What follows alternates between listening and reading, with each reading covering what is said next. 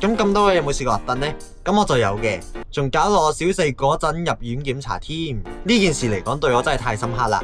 所以呢套片就講小四嗰陣核突到要去醫院檢查啦。咁喺我小學4年班嗰陣，我英文就好差啦。咁我就同幾個英文一樣差嘅人呢，就去咗一間細房仔度上堂啦。咁我就坐喺最尾嗰行嘅。咁我再後少少呢，就係呢間門口嚟噶啦。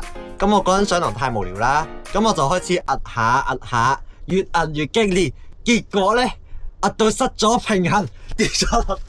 跌咗落屎坑度啊？唔係，我以為你跌咗落屎坑度。唔好講呢啲嘢，好笑。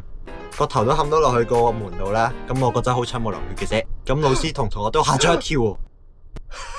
跟住就問我有冇事啦。咁我就冇事嘅 ，OK。有事嘅話，而家都好返啦，應該。咁嗰日放學之後呢，咁我雖然冇乜事啦，咁我阿媽就帶咗我去食夜晚，跟住再去醫院嗰度檢查嘅。咁嗰陣就去咗間公立醫院啦。咁嗰陣已經9點噶啦，咁就等檢查啦。咁啊等啊等，1個鐘2個鐘過去，終於到我啦。咁跟住好快出咗之後呢，就係等報告啦。咁又等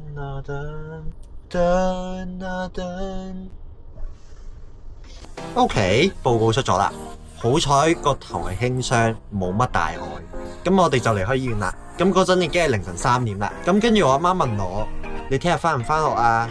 我就話返啊。諗起嗰陣都戇居居嘅，凌晨3點你都瞓得嗰幾個鐘啊！你第日都冇精神上堂啊！你返嚟都係廢㗎啦，真係戇居居。咁跟住我就搭上床瞓啦。咁跟住我瞓過籠，我第二日係冇返學㗎。不過我阿媽就慘啦，同我去醫院之餘呢，仲要成晚冇瞓，第二日去返工，唉，真係慘。